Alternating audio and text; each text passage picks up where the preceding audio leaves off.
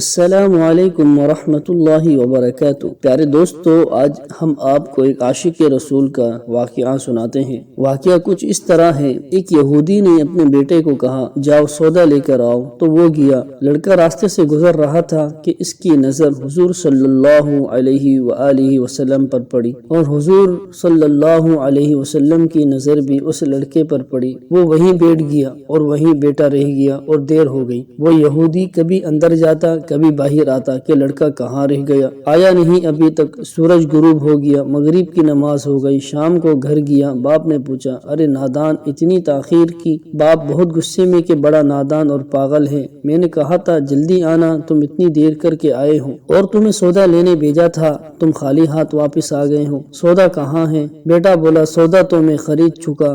باپ، کیا پاگل آدمی ہو تم، میں نے تجھے سودا لینے بھیجا تھا، سودا تمہارے پاس ہے نہیں اور کہتا ہے خرید چکا ہوں۔ بیٹا کہتا ہے بابا یقین کرے سودا خرید آیا ہوں۔ باپ بولا، تو دکھاؤ کہاں ہے؟ بیٹے نے کہا، کاش تیرے پاس وہ آنکھ ہوتی تو تجھے دکھاتا میرا سودا کیا ہے میرے بابا، میں تمہیں کیا بتاؤں میں کیا سودا خرید لایا ہوں۔ باپ نے بولا، چل چھوڑ رہنے دے۔ وہ لڑکا روز نبی رحمت صلی اللہ علیہ وسلم کی خدمت میں بیٹھنے لگا۔ وہ یہودی کا اکلوتا بیٹا تھا، بہت پیارا تھا، اس لیے کچھ نہ کہا۔ کچھ دنوں بعد لڑکا بہت بیمار ہو گیا، کافی دن بیمار رہا، اتنا بیمار ہوا کہ کمزوری اتنی ہو گئی کروٹ لینا مشکل ہو چکی تھی، اور پھر قریب المرگ ہو گیا۔ یہودی بہت پریشان تھا، پھر بھاگا گیا حضور صلی اللہ علیہ وسلم کی بارگاہ میں اور بولا، میں آپ کے پاس آیا ہوں، آپ تو جانتے ہی ہیں میں یہودی ہوں، مجھے آپ سے کوئی اتفاق نہیں، مگر میرا لڑکا آپ پر دل دے گیا ہے اور وہ قریب المرگ ہے، آپ کو رات دن یاد کر رہا ہے، کیا ممکن ہے آپ اپنے اس دشمن کے گھر آ کر اپنے معشوق عاشق کو ایک نظر دیکھنا پسند کرو گے؟ کیا یہ آرزو پوری ہو جائے گی کہ وہ مرنے سے پہلے آپ صلی اللہ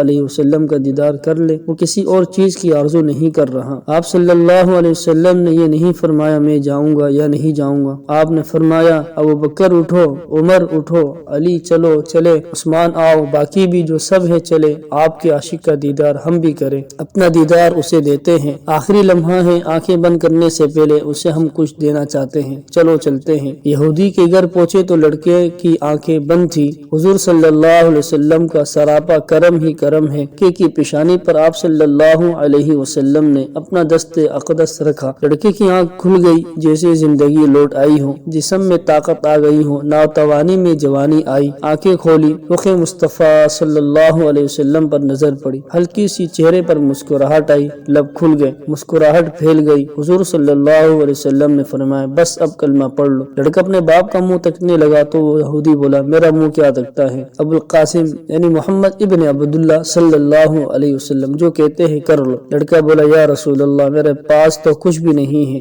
آپ صلی اللہ علیہ وسلم نے فرمایا، بس تم کلمہ پڑھ لو، میں جانوں اور جنت جانے، تم میرے ہو جاؤ، جنت بھی تو میری ہے، جنت میں لے جانا یہ میرا کام ہے۔ لڑکے نے کلمہ پڑھا، جب اس کے منہ سے نکلا محمد الرسول اللہ، روح باہر نکل گئی، کلمے کا نور اندر چلا گیا، آنکھیں بند ہوئی، لب خاموش ہے۔ اس لڑکے کا باپ وہ یہودی بولا، محمد صلی اللہ علیہ وسلم، میں اور آپ دونوں مخالف ہیں، اس لیے لڑکا اب میرا نہیں رہا، اب اسلام کی مقدس امانت ہے، کاشان نبوت صلی اللہ علیہ وسلم سے اس کے جنازہ اٹھے، تبھی اس کی عزت ہے، لے جاؤ اس کو۔ پھر آپ صلی اللہ علیہ وسلم نے فرمایا، صدیق اٹھاؤ، عمر اٹھاؤ، عثمان آگے بڑھو، بلال آؤ تو صحیح، علی چلو، دو کندھا، سب اٹھاؤ اسے۔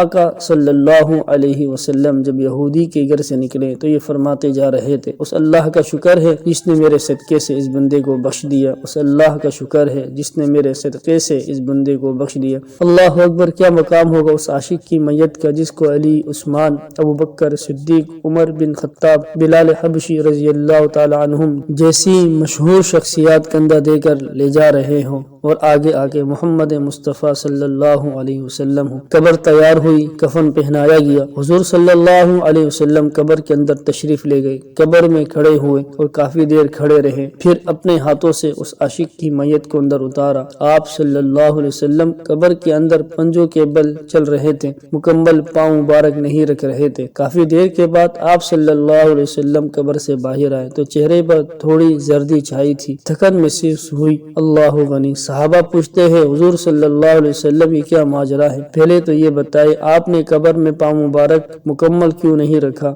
آپ صلی اللہ علیہ وسلم پنجوں کے بل کیوں چلتے رہے؟ تو قریب آقا صلی اللہ علیہ وسلم نے فرمایا قبر کے اندر بے پناہ فرشتے آئے ہوئے تھے، اس لیے مجھے جہاں جگہ ملتی تھی میں پنجہ ہی رکھتا تھا، پاؤں رکھنے کی جگہ نہیں تھی۔ میں نہیں چاہتا تھا کسی فرشتے کے پاؤں پر میرا پاؤں آ جائے۔ صحابہ نے پوچھا آپ صلی اللہ علیہ وسلم قبر کے اندر کیوں گئے؟ ہمیں کہتے ہم چلے جاتے۔ تو سبحان اللہ کیا خوبصورت جواب دیا کہ میں نے اس لڑکے کو بولا تھا نا تیری قبر کو جنت بناؤں گا، تب اسی قبر کو جنت بنانے قبر کے اندر چلا گیا تھا۔ تو پھر حضور صلی اللہ علیہ وسلم اتنے تھکے ہوئے کیوں ہیں؟ تھکا اس لیے ہوں کہ فرشتے اور حوریں اس عاشق کے دیدار کے لیے آ رہے تھے اور میرے وجود سے لگ کر گزر رہے تھے، اس کی وجہ سے تھک گیا ہوں۔ سبحان اللہ، کیا شان ہے عاشق رسول کی کہ جس نے صرف حضور صلی اللہ علیہ وسلم کو دیکھ کر آقا کی محبت دل میں بٹھائی اور جاتے ہوئے آقا کا کلمہ پڑھا، اسے اتنے سارے انعامات مل رہے ہیں۔ ایک وہ امتی جس نے ساری زندگی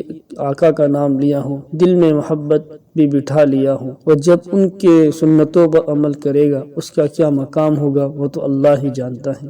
اللہ تعالی ہمیں اس واقعے سے سبق لینے کی توفیق عطا فرمائے اور نبی کریم صلی اللہ علیہ وسلم کے طریقے کے مطابق پوری زندگی گزارنے کی توفیق عطا فرمائے۔